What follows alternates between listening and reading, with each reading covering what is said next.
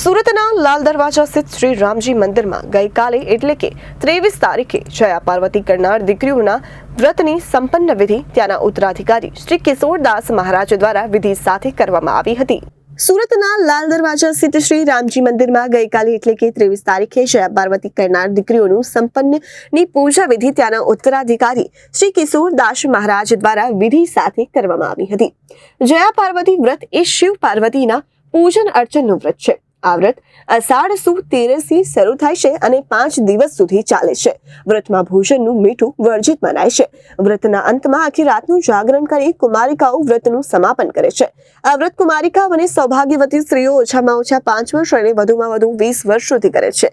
ત્યારે સુરતમાં જયા પાર્વતી વ્રતના અંતિમ દિવસે લાલ દરવાજા સ્થિત રામજી મંદિરમાં પૂર્ણ રીતે પૂજા વિધિ કરી ભગવાન ભોલેનાથને રીઝવવા માટે કરવામાં આવી હતી। આ પૂજા વિધિનો ભાર ત્યાંના ઉત્તરાધિકારી શ્રી કિશોરદાસ મહારાજજીએ સંભાળી હતી અને દરેક બહેનો અને દરેક દીકરીઓને પૂરા વિધિ વિધાન સાથે પૂજા કરાવાઈ હતી અને મહારાજ દ્વારા આ વ્રતનું ઉજવણું કરાયું હતું। Bureau report Janadesh news Surat.